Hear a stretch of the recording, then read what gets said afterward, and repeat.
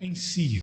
Então essa epístola ou carta, como você queria chamar de Tiago, ela faz parte daquilo que nós chamamos na teologia de epístolas gerais. O que é uma epístola geral? É uma epístola que ela não foi escrita, por exemplo, para uma igreja em específico, como foi a carta aos Coríntios, como foi a carta de Éfeso. Foram cartas direcionadas a uma determinada igreja ou um grupo de igrejas de uma determinada região. A carta de Tiago, entretanto, é aquilo que nós chamamos de uma epístola universal, ou uma epístola católica. E aí você tem Tiago, você tem Judas, você tem 1ª e 2ª Pedro, que são todas enquadradas aí como epístolas gerais ou católicas. Também 1ª, 2ª e 3ª João. São epístolas gerais, foram escritas para todas as igrejas daquela época e, obviamente, para a igreja da nossa época. E perceba que Tiago, logo no início, ele diz que ele escreveu essas cartas para as 12 tribos, que talvez sua versão seja um pouquinho diferente da minha. Ele vai dizer que estão na dispersão. São aquelas 12 tribos, é uma maneira de falar, que estão fora da cidade de Jerusalém. Estão espalhadas por todo o Império Romano daquela época, né?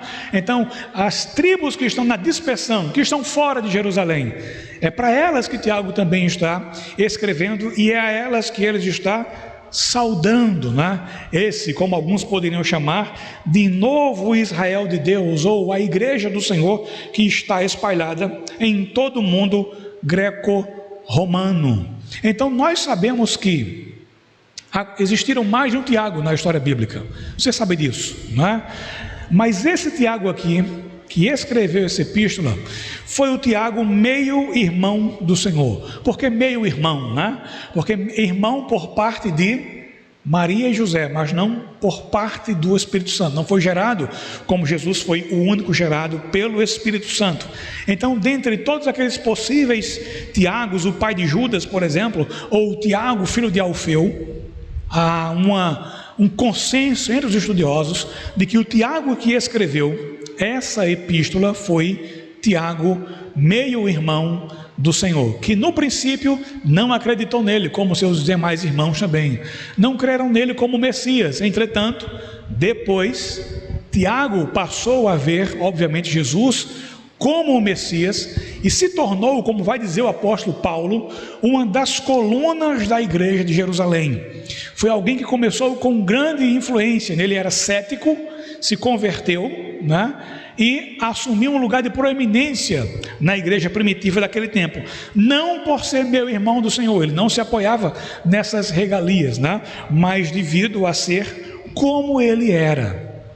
Então Tiago nos diz a história, Joséfo, um historiador judeu, fala muito sobre a vida de Tiago, e ele nos diz que Tiago tinha uma vida de extrema piedade. Tiago, de fato e em verdade, era um homem piedoso, um homem devotado ao Senhor. E a sua vida de devoção ao Senhor e de constante oração lhe rendeu um apelido bem peculiar. Ele era conhecido como Tiago, joelhos de camelo. Por que Tiago, joelho de camelo? Porque de tanto ele orar, criou-se calos nos seus joelhos. Então tinha tanto calo nos joelhos de Tiago, que ele ficou conhecido como Tiago, joelhos de camelo. Como é que estão os seus joelhos aí? Estão calejados? Você é fulano, joelho de camelo? Ou você é fulano, joelho de seda? Né? Coloca o joelho no chão, não consegue ficar por 5 minutos no chão, porque dói tudo, né? Começa a arder, começa a pegar fogo, né? Mas Tiago tinha esse apelido, né? Tiago, joelhos de camelo, de tanto que esse homem orava de joelhos, né? E ele não era piedoso pelo fato de orar de joelhos, porque nós sabemos que desde que a nossa alma esteja de joelhos, a posição do nosso corpo em meio à oração, ela pouco importa, né? O que importa é ter um coração na oração. O que importa é que a nossa alma sempre, independentemente da posição do nosso corpo, mas que a nossa alma, essa sim, sempre esteja de joelhos diante do nosso Senhor. Essa sim, sempre tem que estar de joelhos.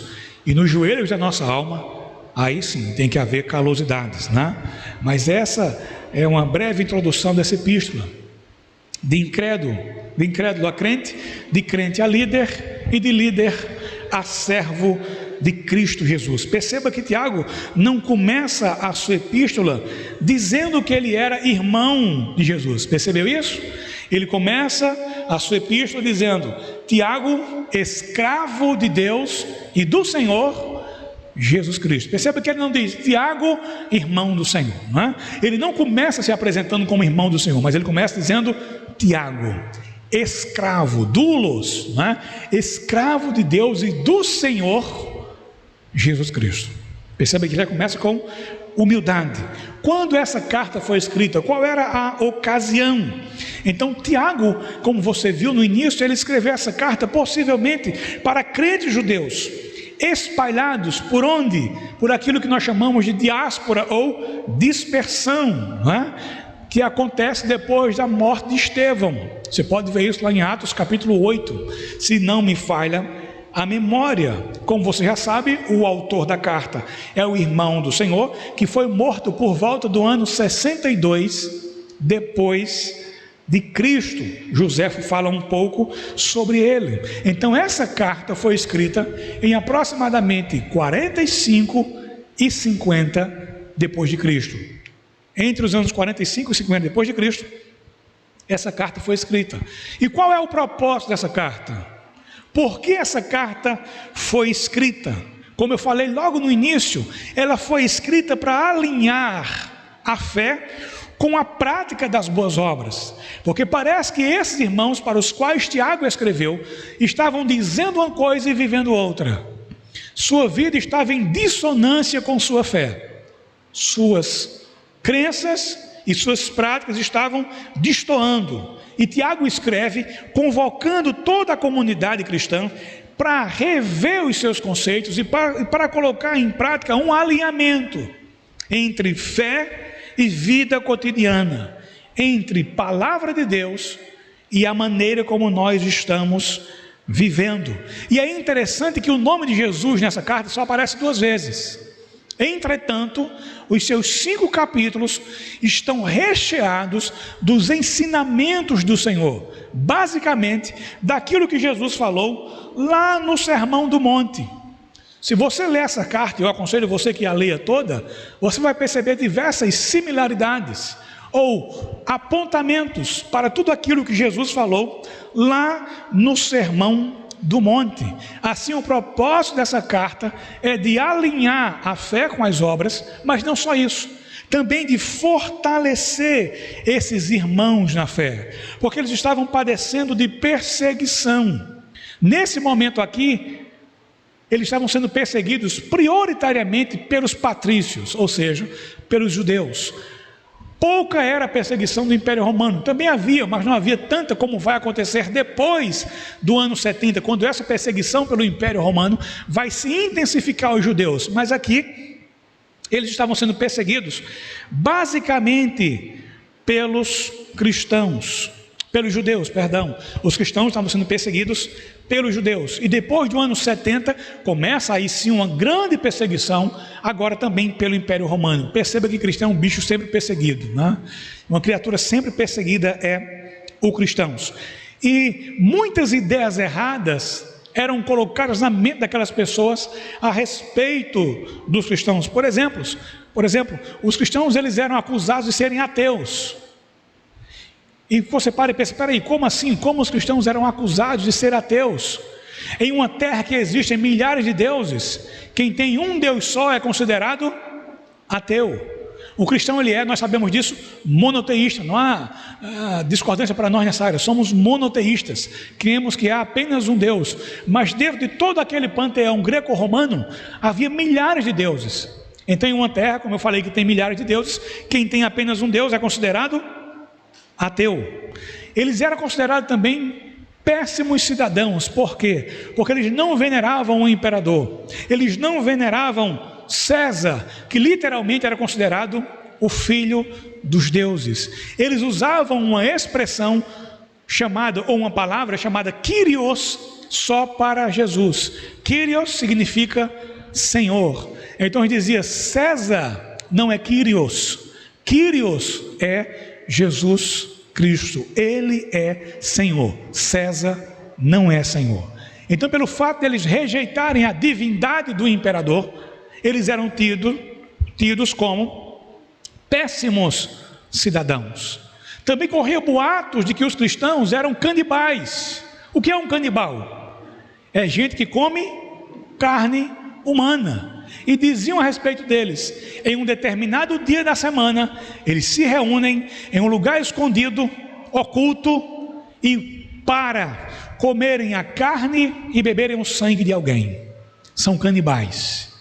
Esses cristãos são canibais. Uma vez por semana se reúnem e comem a carne e bebem o sangue de alguém. O que lembra a você carne e sangue? Ceia, né? Era uma visão distorcida daquilo que era a ceia do Senhor. De fato, os cristãos se reuniam para comer simbolicamente a carne e beber também simbolicamente o sangue do Senhor. Mas era dito que eles se reuniam para literalmente comer a carne e beber o sangue de alguém. Uma distorção, né, da verdade. Por isso, eles eram tidos como canibais. Eles também eram acusados de incesto. Por que os cristãos eram acusados de incesto? Porque até hoje, por exemplo, nós nos tratamos como irmão e irmã, né? Irmãos, irmão Marcos, irmão Wanderson, irmã Miriam, irmão Arthur. Então, pelo fato de eles se tratarem como irmãos, era dito que eles praticavam incesto. Mais uma calúnia contra os cristãos. Tudo isso era para colocar toda a sociedade contra os cristãos, fazê-los serem odiados pela sociedade. E boa parte da sociedade começa a ver os cristãos como uma seita perigosa. E muitos desses cristãos do passado perderam seus bens, perderam suas casas, perderam entes queridos e, como você sabe, por fim, perderam suas próprias vidas. Então, ser cristão nessa época aqui era ter a sua cabeça colocada a prêmio. Ser apóstolo, pior ainda, sua sentença de morte já estava decretada. Não era como os dias de hoje. Ser apóstolo hoje é sinônimo de status, é sinônimo de poder e de uma espécie de dominação espiritual. Ser apóstolo aqui era ter a sua cabeça colocada a prêmio. Ser cristão aqui era perigoso. Não é como hoje. Hoje virou moda ser cristão, né? Muitas pessoas até são cristãos e se convertem ao cristianismo por moda, por modismo. Todo mundo é crente. Então você vê todo tipo de gente se dizendo ser cristão. Entretanto, a prática de vida dessas pessoas não muda. Elas continuam fazendo a mesma coisa que elas faziam antes da sua suposta conversão. Por isso que você tem apresentadoras de programas eróticos dizendo que são cristãs. Você tem atrizes pornográficas dizendo que são cristãs. Tem até traficante dizendo que é cristão. Então você começa a entender que tem alguma coisa errada sobre isso, ou nisso. Isso eu também falei na nossa live passada, né? Mais de 20 milhões de evangélicos na nossa nação e não fazemos diferença nenhuma, tem alguma coisa errada. Enquanto que 12 homens ou 13 homens, contando com o apóstolo Paulo, colocaram o mundo antigo de cabeça para baixo. Hoje, mais de 20 milhões de cristãos não conseguem influenciar uma única nação. Há algo errado. E esse algo de errado é justamente essa discrepância que há entre fé e obras, entre crença e vivência no nosso dia a dia. Por isso Tiago escreve essa carta, para resolver diversos tipos de problemas que aqueles cristãos estavam vivendo naquela época. Olha como é semelhante, ou como parece semelhante, aquilo pelo qual aquelas igrejas, ou aqueles irmãos na dispersão estavam passando, com aquilo que nós enfrentamos hoje. Aqueles irmãos estavam passando por duras provações. Todos nós sabemos o que é passar por uma provação. Eles estavam sendo tentados a pecar. Todos nós, sem exceção, todos os dias, somos tentados a pecar. Alguns crentes estavam sendo humilhados pelos ricos. Crentes ricos humilhando os pobres, enquanto outros estavam sendo roubados pelos ricos. Será que isso acontece no dia de hoje? Talvez, né? Alguns estavam buscando posição de liderança dentro da igreja. Alguns estavam falhando em viver o que estavam pregando. Muitos estavam vivendo de forma mundana. Outros não conseguiam dominar a língua. Isso aqui não tem. outros estavam se afastando do Senhor, e havia crentes que viviam em guerra uns com os outros. Isso parece uma igreja de hoje? Não só parece, mas como tristemente é a realidade da igreja de hoje, não só da nossa igreja, mas de muitas igrejas. Essa é a triste realidade. Esse é um raio-x de boa parte das igrejas do Senhor. Corações extremamente mundanos, corações extremamente perversos dentro da igreja. Saímos do Egito, fazendo uma analogia de Egito com o mundo. Saímos do Egito, mas o Egito permaneceu dentro dos nossos corações. A gente canta uma coisa, mas a gente faz outra. A gente ouve uma coisa aos domingos, mas durante a semana nós fazemos outras coisas. Nós cantamos coisas muito bonitas aqui essa noite. Você lembra do que você cantou? Vamos fazer algum teste aqui, para ver se você pelo menos lembra do que você cantou nessa noite? Qual foi a primeira canção? Porque Ele vive. Porque Ele vive, eu posso crer no amanhã. Porque Ele vive, temor não há. É verdade isso? Você tem certeza que a sua vida está segura na mão do Senhor, como você cantou? Sim ou não? Não diga sim só para me agradar. Porque Deus sabe se seu sim é verdade ou se é mentira. Não é? Deus sabe se é verdade ou não. A minha vida está na mão do Senhor. Então por que você tem tanto medo de morrer? Minha vida está na mão do Senhor. Então por que você fica tão desesperado em algumas situações, se a sua vida está na mão do Senhor? Percebe que a gente canta uma coisa e vive outra? O que foi que nós cantamos mais? Porque grande és tu, maravilhas fazes tu, não há outro igual a ti. Não há outro além de ti, digno és de glória, digno és de honra, digno és de louvores. Ele é realmente digno, você realmente o vê como de fato sendo digno, e não você só o vê, ou vê-lo como digno dessas coisas, mas você presta a Ele essas coisas, não só aos domingos, porque isso é muito fácil, mas de segunda a sábado. Como é a sua vida? Você dignifica ao Senhor? Você louva ao Senhor? Você adora ao Senhor? O que foi mais que você cantou aqui essa noite? Eu te busco, te procuro, ó Deus. No silêncio tu estás. Você busca de fato ao Senhor durante a semana? De segunda a sábado você procura ao Senhor? Ou você só procura ao Senhor aos domingos e olhe lá? Busca ou não busca? Os sims ficaram mais, né? Vou pensar um pouquinho mais agora antes de falar. Não é? Tua face eu quero ver. Não é, Vandes? Você quer ver mesmo a face do Senhor? Se nós víssemos a face do Senhor hoje, você virava, sabe o quê? Pó. Acabou-se. E eu também. Não teríamos como ver a face do Senhor dessa maneira. Depois, lá depois, no último dia, aí sim, nós vamos vê-lo. Uns para a condenação, outros para a bem-aventurança eterna. Mas você também cantou outras coisas. Você também cantou que o seu prazer era o quê? Meu prazer é te louvar. Meu prazer é estar. Aonde? Na casa do Senhor. É verdade isso? Você tem prazer em estar aqui? Ou quando surge o aniversário se torna mais prazeroso que a casa do Senhor. Ou quando surge a oportunidade de ir ao shopping, a ida ao shopping se torna mais prazerosa do que a casa do Senhor. Ah, pastor, mas é só um culto. Quantas vezes eu vou ter que dizer a você que não é só um culto? Se você tem isso na sua mente ainda, que um culto é só um culto, que um domingo é só um domingo, eu vou faltar só um domingo, mas tem mais 3.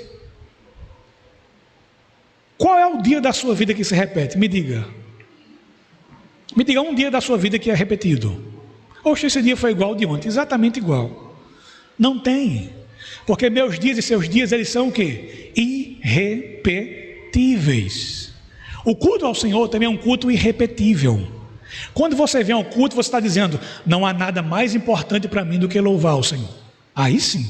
Quando você abre mão de qualquer coisa para estar na casa do Senhor, você está dizendo, meu prazer de fato é te adorar. Meu maior prazer de fato é estar em tua casa, te render louvores nos átrios do Senhor. Meu prazer é viver na casa de Deus, onde flui o amor. Nem sempre flui o amor, né? Às vezes flui a confusão, flui a fofoca, flui o disse-me-disse, flui o quebra-pau muitas vezes, né? Mas ainda assim, esse é o melhor lugar do mundo para você estar. E você sabe por que a igreja é tão complicada? Você sabe por que a igreja é tão complicada? Quando eu digo igreja, eu digo todas as igrejas, não só a nossa igreja tem problemas. Já passei por algumas igrejas e todas elas têm problemas. Mas você sabe por que a igreja é tão complicada? Por sua causa. Culpa sua dessa igreja ser complicada como ela é. Culpa minha dessa igreja ser complicada como ela é. Você sabe por que eu vou piorar ainda mais a situação, a minha e a sua? Porque dentro da igreja não estão as melhores pessoas. Dentro da igreja estão as piores pessoas. Deus não salvou os melhores. Há um entendimento errado das pessoas, muitas vezes, quem está na igreja é bonzinho, né? Deus salvou só os bonzinhos. Você sabe que você não é bonzinho coisa nenhuma. Assim como eu sei que eu sou muito ruim, bem malzinho. Assim como eu sei que eu sou mau, você também sabe que você é mau. Então Deus não salvou os melhores, Deus salvou os piores. Por isso que é tão difícil a convivência na igreja, porque aqui estão os piores dos piores, e aprove a Deus salvar os piores. E louvado seja Deus, porque salvou alguém tão ruim como eu e alguém tão ruim como você. Louvado seja Deus por isso. Enquanto ninguém dava nada por nós, Ele deu o seu Filho por mim e por você. Louvado seja o nome dEle por isso. Mas perceba que aquilo que acontecia já no primeiro século continua acontecendo nos dias de hoje. Vamos olhar os versos de 1 a 5 e começar agora a expor a epístola, uma vez que nós já temos aqui uma breve introdução e pelo menos um contexto bem reduzido do que era a situação que esses irmãos estavam enfrentando nesse primeiro momento aqui, quando essa carta foi escrita. Então nós temos uma introdução e temos aqui um pano de fundo geral do que estava acontecendo. Então versos de 1 a 5, eu, Tiago, escravo de Deus e do Senhor Jesus Cristo, envio estas cartas às 12 tribos espalhadas pelo mundo. Saudações, meus irmãos. Considerem motivo de grande alegria sempre que passarem por qualquer tipo de provação, pois sabem que, quando sua fé é provada, a perseverança tem a oportunidade de crescer. E é necessário que ela cresça, pois quando estiver plenamente desenvolvida, vocês serão maduros e completos, sem que lhes falte nada, ou sem que nada lhes falte. Se alguém de vocês precisa de sabedoria, peça a nosso Deus generoso e receberá. Ele não os repreenderá por pedirem. Perceba que Tiago começa se identificando, e ele diz quem ele é. Eu sou Tiago, escravo de Deus e do Senhor Jesus Cristo. Eu envio essa carta às 12 tribos espalhadas pelo mundo. Já falei sobre essas 12 tribos e já falei aqui como Tiago se apresenta e quem era esse Tiago. Então já sabemos. E agora verso 2, olha que coisa interessante. Tiago vai na contramão da teologia da prosperidade e do que o evangelho da prosperidade apregou nos nossos dias. Olha o que é que Tiago vai dizer no verso número 2. Meus irmãos, considerem motivo de grande alegria. A minha tradução aqui ela é mais fiel ao original do que algumas versões, como Almeida. Ela vai dizer grande alegria. Ela capta o sentido melhor da palavra grega. Tenham motivo de grande alegria sempre que passarem por qualquer tipo de provação. Primeiro ensinamento de Tiago: está sofrendo? Deus vai lhe dar vitória. Está sofrendo? Decrete, determine, repreenda, amarre essa situação, para que tudo volte à normalidade na sua vida. É isso que Tiago está nos ensinando? Não. Primeira coisa que Tiago nos ensina, ou ensina a mim e a você, é o valor das provações. Para Tiago, provação não é algo execrável. Para Tiago, provação não é algo ruim. Para Tiago, provação é algo valioso. E Tiago vai dizer, provações têm valor. E ele vai dizer ainda mais, ou não diz, ele afirma que nós devemos ter grande alegria. Não é uma alegria comum, mas Tiago diz, tenha uma grande alegria quando você passar por várias provações. Ele não usa uma, ele não usa duas, ele usa várias provações, porque essa provação vai produzir em você paciência, literalmente, levando você à perfeição, conduzindo você à integridade da sua fé. Aí eu pergunto para nós, quantos de nós fica super feliz, super entusiasmados quando passa por provações?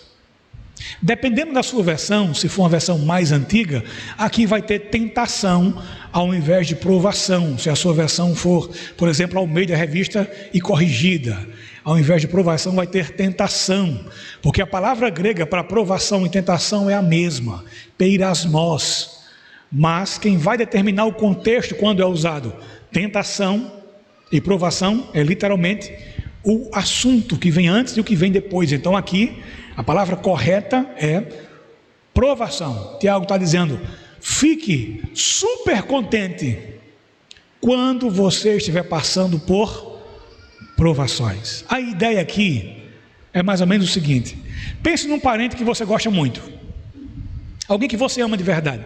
Nem precisa ser um parente, pense em alguém que você ama muito e que você não vê há muito tempo. Pense aí, imagine, você tem prazer em estar com essa pessoa, você sente prazer em estar ao lado dela, conversando com ela. Pensou? Faz muito tempo que você não vê essa pessoa.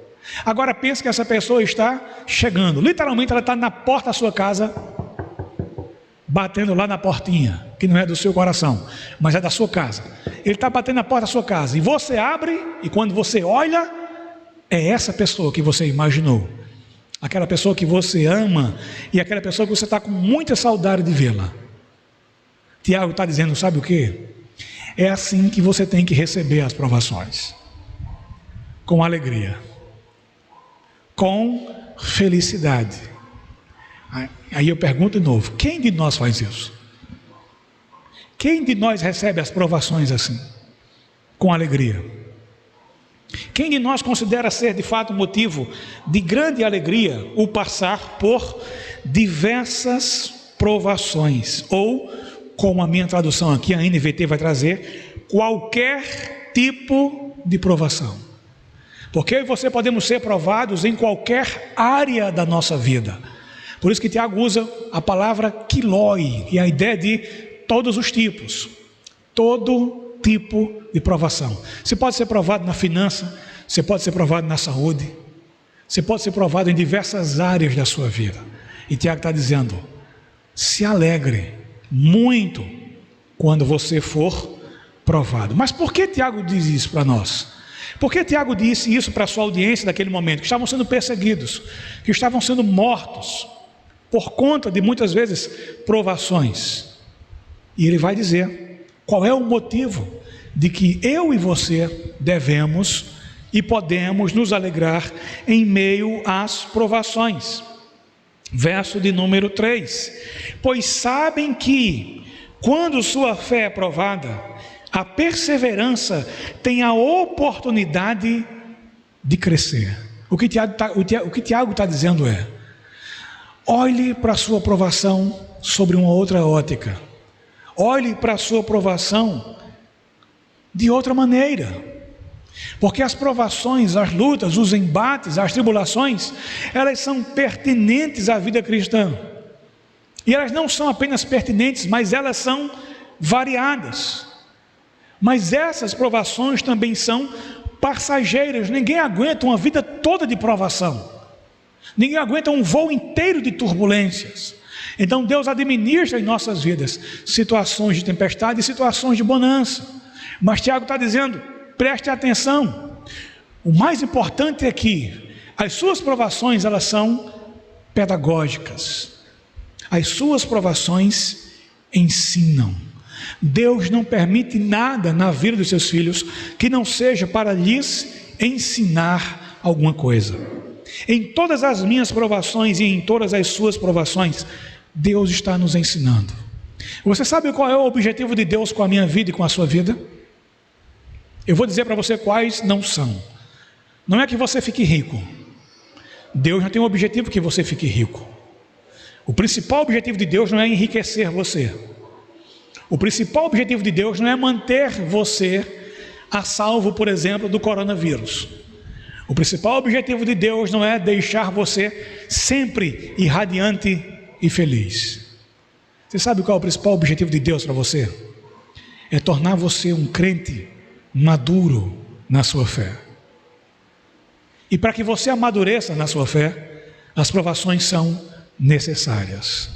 Por isso que Deus permite que as provações batam na minha porta e batam na sua porta. Porque quando nós enfrentamos as provações e quando somos aprovados, a nossa fé é enriquecida, a nossa fé ela é fortalecida, e você sai dessa provação muitas vezes conhecendo algo de Deus que você até então não conhecia, enxergando algo em Deus que você ainda não enxergava. E aí você pode cantar como você cantou também aqui essa noite: Deus de fato é um Deus de perto e não um Deus de longe. Quando o autor compôs essa canção, quando ele diz és Deus de perto e não de longe, não é que ele traz a ideia de que Deus não pode agir lá longe, não. Ele está dizendo, Deus é aquele que sempre está perto de você e não longe de você.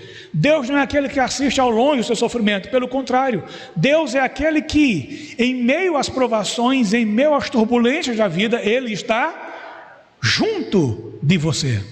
Lembra de Davi? Quando eu tiver que passar pelo vale da sombra da morte, eu não temerei, porque tu estás comigo, caminhando lado a lado, ombro a ombro. Então Deus não nos desampara, Deus não nos deixa só. Então a primeira coisa que Tiago nos ensina: está sendo provado, se alegre, porque essa provação vai fazer você crescer na sua fé. Não sei se você já passou pela experiência de aprender a dirigir. Quem dirige já aqui há algum tempo sabe como é complicado você aprender a dirigir no começo. Para quem está aprendendo a dirigir, uma das piores coisas na vida se chama ladeira. Porque você tem que fazer no carro algo chamado de meia embreagem. E meia embreagem é o terror de quem está aprendendo. Porque você tem que equilibrar o seu pé num carro normal, né, que não é automático, câmbio manual, entre embreagem e acelerador, embreagem e acelerador. Então o carro ele fica indo e vindo bem devagarzinho, mas ele não desce.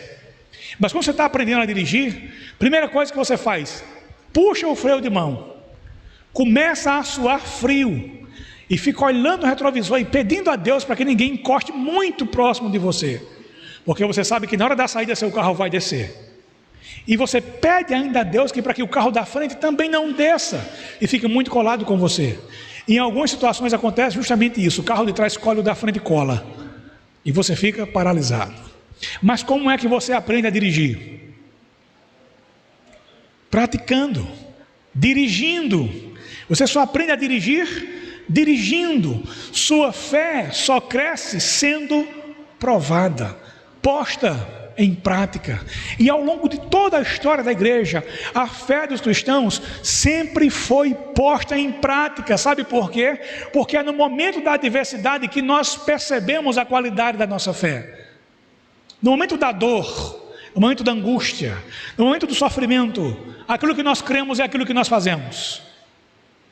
Se você crê em Deus, é aquilo que você faz no momento do sofrimento. Ou você se desespera, ou você espera no Senhor.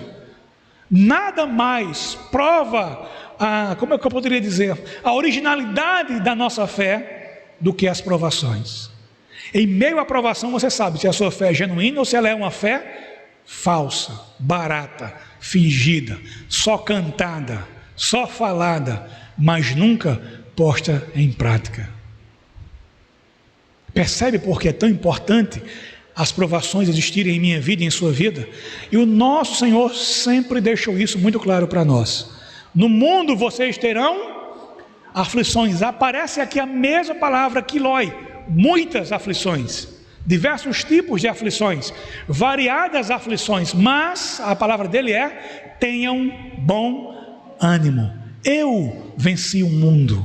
O que é que ele nos ensina com isso? Ele está dizendo: você está lutando contra um inimigo que eu já derrotei. Você está lutando contra um inimigo vencido, e que por minha vida e em sua vida ele vai ser vencido mais uma vez. Você crê nisso? Se você crê nisso, então você entende o valor da provação. Deus lhe prova não para lhe destruir. Deus lhe prova não para lhe reprovar. Deus lhe prova para lhe aprovar. Deus me prova para me aprovar. Deus nos prova para que nós venhamos a crescer em sua graça e em seu conhecimento. Porque assim como as provações são variadas, a graça do Senhor é variada para a minha vida e para a sua vida. 1 Pedro capítulo 4, versículo 10, se não me falha a memória, fala sobre essa multigraça do Senhor, essa graça variada para a minha vida e para a sua vida. Para cada provação da sua vida, há uma graça do Senhor disponível para ela. Para cada provação na minha vida, há uma graça do Senhor também reservada para ela. Então entenda e compreenda. Se você está sendo provado, essa provação não vai durar a vida toda, essa provação tem um fim. Nós cantamos aqui nessa noite, que você e eu, nós poderíamos até o quê? Chorar. E você com certeza já chorou. Em meio a provações e em meio a tribulações, assim como eu também já chorei muito, em meio a provações e tribulações. Mas a canção que você cantou diz: posso até chorar, mas a alegria vem de manhã. Nós não choramos a vida inteira, nós não vivemos chorando. Há um alvorecer de Deus para cada filho seu. Há um amanhecer de Deus para a minha vida e para a sua vida. Você pode estar chorando hoje, mas amanhã o alvorecer de Deus pode alcançar a sua vida. Então entenda, compreenda e fique firme em meio à provação, porque Deus nos prova para nos aprovar. O diabo nos tenta para nos destruir.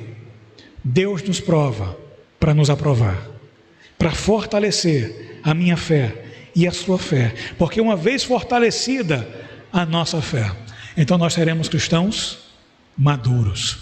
Vamos deixar as meninices de lado, vamos deixar aquilo que nos separa de lado e começar a olhar mais e muito mais para aquilo que nos une, que é o próprio Senhor Jesus. Verso de número 4, verso número 3, já entendemos: pois sabemos que quando sua fé é provada, a perseverança tem a oportunidade de crescer, ou seja, você é aperfeiçoado, você aprende a confiar e a esperar no Senhor, a ter paciência no Senhor. E Tiago vai dizer no verso 4, é necessário que ela cresça, ou seja, é necessário que você aprenda a perseverar.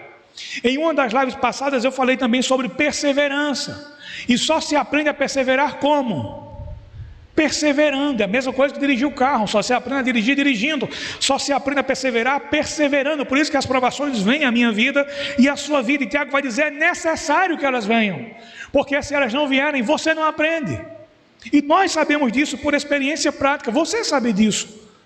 Quando é que você mais ora? Quando é que você está mais fiel a Deus? Quando é que você mais lê a Bíblia? Em meio às provações e às tribulações da sua vida. É necessário que elas venham para que a gente cresça, então a gente se acomoda e não cresce. Passa a vida toda sendo um cristão naníquo. Então Tiago diz: é necessário que elas venham, porque é só assim que você vai crescer. Pois quando estiver plenamente desenvolvida, vocês serão maduros e completos, ou perfeitos. Deus está trabalhando em nós, nos conduzindo à maturidade cristã. Deus está trabalhando em nós, nos conduzindo à perfeição cristã. É necessário ser cristão maduro. Ser cristão é muito bom. Ser cristão maduro é muito melhor. Não é ser um cristão melindroso, que se ofende com tudo e qualquer coisa, mas é ser um cristão maduro, que entende, como eu falei na live passada, que é humilde, sabe ser disciplinado, sabe ser corrigido, sabe ser demonstrado e cresce por conta disso, na graça e no conhecimento do Senhor, e obviamente cresce em fé e em um modelo saudável de maturidade. Tiago diz: serão maduros e completos, sem que nada lhes falte. Para que nada nos falte, entretanto, nós seremos provados em todas as áreas da nossa vida, para que nós possamos ser íntegros. Íntegro ou integridade tem a palavra, tem a ideia daquilo que é inteiro, aquilo que é completo. Aí Tiago vai dizer: você não está conseguindo enxergar as coisas dessa maneira? Você não está conseguindo se alegrar em meio às provações?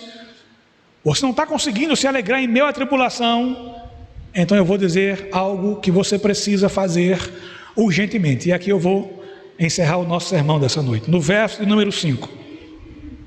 Se alguém de vocês precisa de sabedoria, peça a nosso Deus generoso e receberá. Ele não os repreenderá por pedirem. Olha o que é que Tiago está dizendo. Sabe o que é que falta na sua vida para você ver as provações como sendo pedagógicas? Sabe o que é que falta na sua vida para você ver as provações como uma oportunidade de crescimento, de amadurecimento da sua fé, de maturação da sua fé? Sabe o que é que está faltando em você e em mim? Tiago vai dizer: sabedoria. E a sabedoria que Tiago está se referindo não é aquela sabedoria que você podemos adquirir nos livros, fazendo leituras, não. Essa sabedoria aqui é a sabedoria que vem do alto, cuja fonte é o próprio Deus. Não é uma sabedoria mundana, não é só uma sabedoria secular, não é uma sabedoria filosófica, mas é uma sabedoria espiritual que vem direto do trono de Deus para a minha vida e para a sua vida. Sabe por que a gente não consegue lidar tão bem como Tiago lidava com as provações? Porque falta a mim e falta a você, falta a nós sabedoria. Quando foi a última vez que você orou a Deus pedindo a Ele sabedoria? Você lembra quando foi? Deus, me dá da tua sabedoria.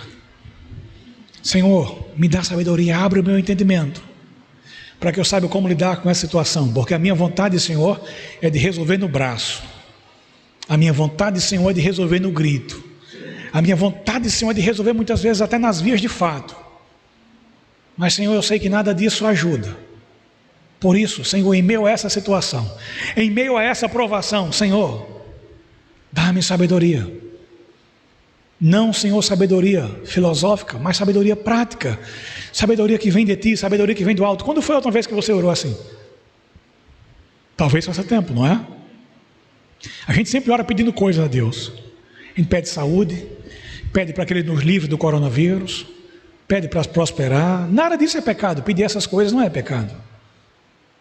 Mas há coisas mais importantes do que estas, como por exemplo, sabedoria. Dentre tantas coisas que Salomão poderia ter pedido a Deus, quando Deus lhe concedeu a oportunidade de fazer-lhe um pedido, e esse pedido seria atendido, seja ele qual fosse, qual foi o pedido de Salomão? Sabedoria. E por que nós choramos tanto, e por que nós reclamamos tanto, praguejamos tanto e murmuramos tanto em meio às provações? Porque nos falta sabedoria. E olha o que é mais lindo nesse verso de número 5. Se alguém de vocês precisa de sabedoria, Tiago vai dizer: peça ao nosso Deus generoso. Olha como Tiago classifica Deus. Eu gosto muito dessa versão por conta disso. Ela vem com tecla SAP, né? Para você entender melhor. Peça ao nosso Deus generoso. Você de fato vê Deus como sendo o seu Deus generoso? O seu Pai amoroso, todo bondoso para com você? Tiago vai dizer: peça ao seu Deus generoso. Ou seja, Tiago está dizendo: Deus não tem prazer em não te dar. Pelo contrário, o prazer de Deus é que você seja um cristão sábio. Por isso Ele tem prazer em dar a você sabedoria. Deus não é como o nosso pai terreno. Talvez aqui algumas versões tenham: peça a Deus que a todos dá e não lhes impropera, né? Que danado é não improperar, né? Improperar é jogar no rosto, passar na cara, né? Já pediu alguma coisa a alguém e a pessoa passou na sua cara aquilo que ele estava dando? Você chega todo constrangido, né? Marcos, por favor, deixa eu, sei lá, me dá uma máscara que a minha rasgou. Oxe, pastor, o senhor tem vergonha não? Semana passada já deu uma máscara nova, já acabou com aquela máscara. O senhor é um trói de máscara, é um cupido de máscara. Toma, mas não peça nada mais não. Já passaram por isso? Com certeza, em diversas áreas da sua vida, né? Muitas vezes quem é casado passa muito por isso, né? Principalmente as mulheres, quando dizem que alguma coisa em casa acabou. Já passaram por isso? Não precisa levantar a mão, né? Acabou o feijão, ou acabou o alface, já acabou, né? Toma, compra, peça nada essa semana mais não, né? Deus não é assim.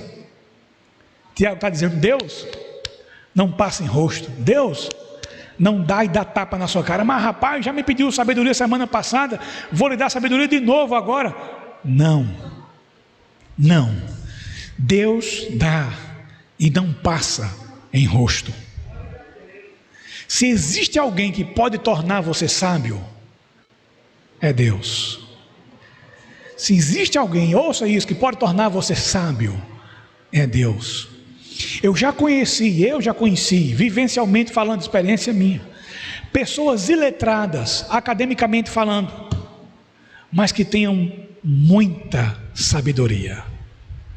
Gente que não concluiu o ensino fundamental, gente que não teve a oportunidade de estudar, mas extremamente sábias. E já conheci, por outro lado, doutores e pós-doutores, já conheci, extremamente tolos, nécios, faltos em tudo de sabedoria. O que é que diferencia um do outro? Um achava que sabia de tudo, o outro sabia que de nada sabia, mas que poderia pedir sabedoria àquele que tudo sabe. Nós não somos sábios porque nós não pedimos. E no nosso próximo sermão, como vamos ver, muitas vezes a gente até pede, mas não pede como deveria pedir. Então que eu e você, que nessa noite nós possamos atentar para o conselho de Tiago, olhar para as provações das nossas vidas sobre uma outra ótica, sobre a ótica de Deus, e não sobre a minha ótica e não sobre a sua ótica. Porque na ótica humana a provação é algo ruim, é algo execrável, é algo que deve ser amarrado, é algo que deve ser repreendido, que a gente deve determinar para essa provação, rejeitar no nome de Jesus. Biblicamente falando, provação é algo bom, porque provação é algo que ensina, provação é algo que fortifica, fortalece a nossa fé e nos torna cristãos maduros, em meio à igreja e principalmente fora da igreja. E para que a gente possa ver as provações dessa maneira, é preciso de sabedoria. Repito, não sabedoria filosófica, não a sabedoria mundana, não a sabedoria adquirida em livros, mas a sabedoria que emana única e exclusivamente do alto.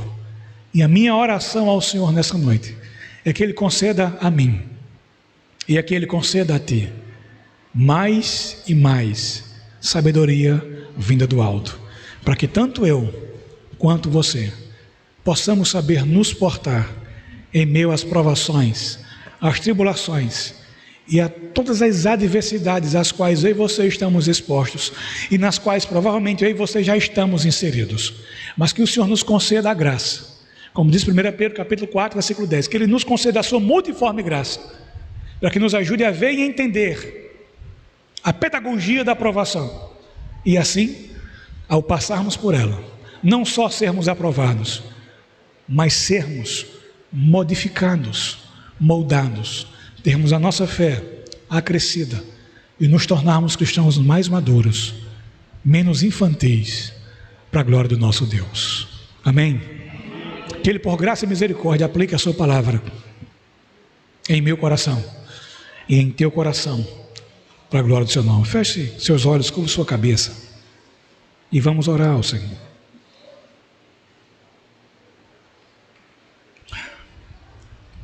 Pai dos céus, nós ouvimos a Tua palavra nessa noite, e talvez, Senhor, haja aqui nessa noite pessoas que estão inseridas em meio às provações, talvez estejam passando por provações severas, Senhor, talvez como muitos da igreja primitiva, talvez como muitos do primeiro século, estejam até pensando em se afastar de Ti, tenham até esmorecido em sua fé, não estejam mais vivendo em consonância, Senhor, com a profissão de sua fé.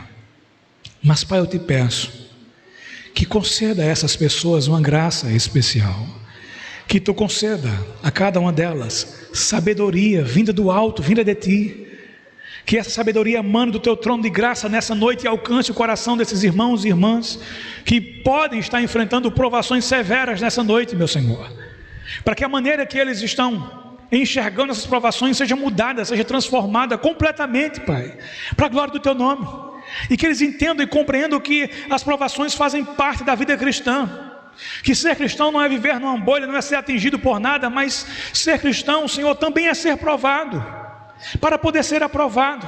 Ser cristão é enfrentar também tribulações, para que entendam também que as provações são passageiras, não duram a vida inteira, vão passar, que hoje podemos estar chorando, mas amanhã o Senhor mais uma vez nos fará sorrir, para a glória do seu nome. E acima de tudo, o Senhor nos ajude a ver as provações pela tua ótica, a ótica pedagógica dos céus, pela pedagogia divina. Nos ajude a enxergar as provações por meio dessa pedagogia, e entender em meio a elas que o Senhor está nos ensinando, que o Senhor está nos apontando como se aponta um lápis, e por mais doloroso ou dolorido que seja esse processo, ele é necessário para que possamos estar apontados e escrevendo bem para a glória do teu nome santo. Nos ajude, Senhor, para que a nossa fé de fato e de verdade seja acrescida, para que possamos deixar de ser cristãos tolos, cristãos meninos, nanicos, raquíticos, para nos tornarmos, para a glória do teu nome, cristãos maduros, perfeitos na fé, sempre para a glória do teu nome. Socorra, meu Senhor, nessa noite, aqueles que enfrentam provações e tentações, para que por tua graça sejam alcançados, que por tua misericórdia, Senhor, sejam renovados para a glória, honra e louvor do teu nome santo, e para que o Senhor os faça entender e compreender o porquê das situações em suas vidas. Ajuda-nos, Pai, a não esmorecer, mas a perseverarmos firmes e com alegria, sabendo que em nenhum momento o Senhor se ausenta de nós, sabendo que em nenhum momento o Senhor nos desampara nem nos abandona, mas que pelo contrário, continua caminhando conosco, lado a lado, ombro a ombro, em meio a tristezas, em meio às agruras, em meio às provações e em meio às tribulações, perto está o Senhor. Ajuda-nos a entender isso. Senhor, nos torna sábio, não aos olhos humanos, mas nos torne sábios aos teus olhos, para a glória, honra e louvor de teu nome. É que nós oramos e pedimos a ti, no nome de Cristo Jesus. Amém. E que assim o Senhor nos abençoe, dos altos céus, por sua misericórdia, graça e para o louvor da sua glória. Amém.